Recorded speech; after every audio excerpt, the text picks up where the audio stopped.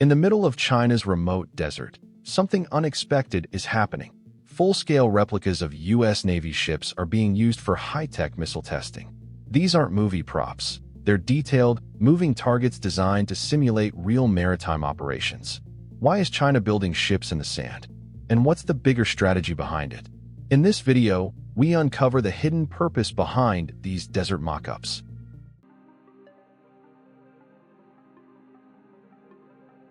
In the middle of China's vast Xinjiang and Gobi deserts, satellites have captured something astonishing. Full-scale mock-ups of U.S. Navy warships, complete with accurate dimensions and high-fidelity structures. These aren't low-budget props or vague cutouts.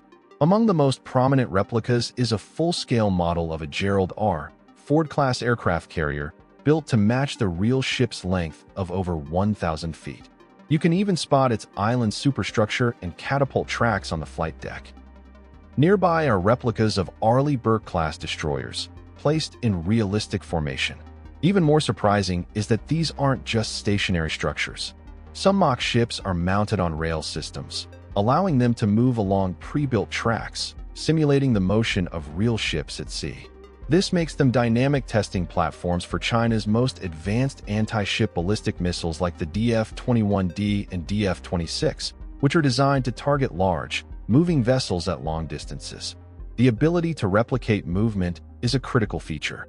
It challenges targeting systems and missile operators to lock onto and track mobile targets, closely mimicking the difficulty of hitting real naval assets.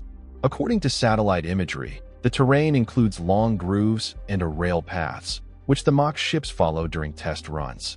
This is not just a technical exercise, it's an advanced simulation of complex targeting scenarios. What's particularly notable is the level of structural detail. These replicas aren't simply about hitting a big target, they're about precision. They aim to simulate strikes on sensitive systems, radar masts, aircraft elevators, and launch areas. One satellite image analyzed by experts even showed signs of impact on a replica, confirming live-fire drills have taken place. By situating these structures in the desert, China gains total control over testing variables. Operators can monitor telemetry, assess targeting algorithms, and refine impact trajectories with real-time data. This level of testing suggests a major step forward in technological maturity, not just theoretical capability. China's desert mock-ups serve a deeper strategic purpose beyond technical refinement. They're physical representations of a broad approach known as anti-access/area denial, A2/AD. While not labeled openly in military briefings, the concept revolves around shaping regions where other military forces find it too risky or complex to operate freely. These life-size ship replicas are more than just test tools. They're part of a deterrence ecosystem meant to shift how naval operations are planned across the Indo-Pacific. The inclusion of mobile targets, particularly those on rail-guided systems, isn't just about accuracy. It's about simulating real-world challenges naval vessels present when maneuvering, especially under potential conflict scenarios. With this capability, systems like the DF-21D can be tested under conditions that reflect moving sea targets, enabling missile teams to train for timing, trajectory adjustments, and real-time tracking. The choice of target models also sends a clear message. By replicating assets like the USS Gerald R. Ford, the Chinese testing sites reflect careful study of U.S. naval power. These aren't just large ships. They represent command and control hubs with complex air-wing operations, electronic systems, and defense layers. Simulating such vessels in granular detail allows China to test methods that would neutralize or disrupt key onboard systems rather than just aiming to hit the hull. Furthermore, satellite imagery reveals that China hasn't stopped with carriers and destroyers. Over time, the desert installations have expanded to include layouts that mimic runways, radar stations, and even U.S. military facilities in the Pacific. This indicates that A2/AD isn't limited to ocean operations. The potential scope of this approach is enormous. If missiles can be guided to accurately engage infrastructure that resembles U.S. or allied bases, it presents a new kind of regional pressure. This could prompt countries like Japan or Australia to rethink base layouts, defense systems, and early warning protocols. And let's not forget, these structures are plainly visible via commercial satellite. That transparency isn't accidental. It reinforces China's message. These tools aren't hidden. They're deliberately shown to shape regional behavior and discourage deployments near contested areas.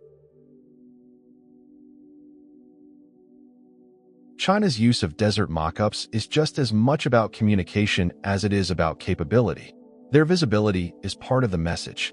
High-resolution satellite images from companies' new mock targets, damaged structures, and expanding test layouts. These images circulate within days, picked up by analysts, media, and think tanks. That rapid visibility transforms the testing grounds into a stage for global signaling. This type of messaging operates on several levels. First, it shows progress in systems development without requiring official statements. Just the existence of a moving target shaped like a U.S. carrier tells observers that China is refining its ability to track and engage complex targets. There's no need to release performance data. The visual presence alone implies readiness. Second, the psychological effect extends beyond the U.S. military. Allies and partners across the Indo-Pacific are also watching. When mock-ups of airfields and radars appear in China's test range, they invite speculation about which real-world installations they resemble. This raises questions about targeting priorities and response capabilities. Third, there's a domestic element. While most information on these test ranges comes from foreign analysts, China occasionally releases official photos or broadcast segments showcasing missile launches and successful impacts. These serve as internal morale boosters, reinforcing narratives of technological leadership and national confidence. For the U.S. and its allies, this type of public display challenges traditional assumptions about deterrence and readiness.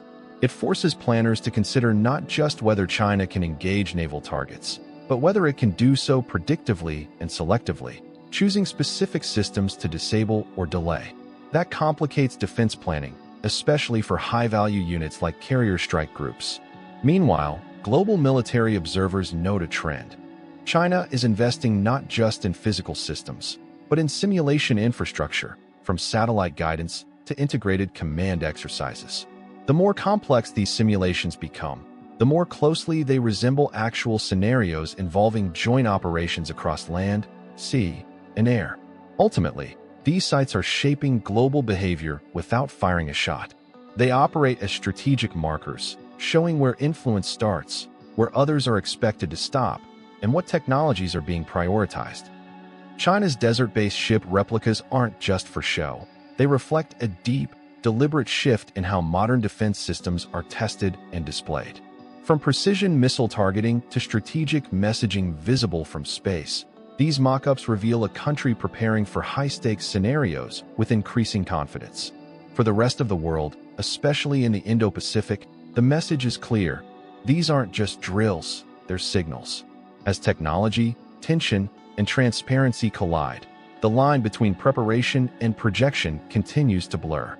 And it's in places like these remote deserts that tomorrow's strategies are quietly taking shape. If you enjoyed this video, don't forget to like, share, and subscribe for more updates on space exploration and scientific discoveries, and don't forget to leave a comment below.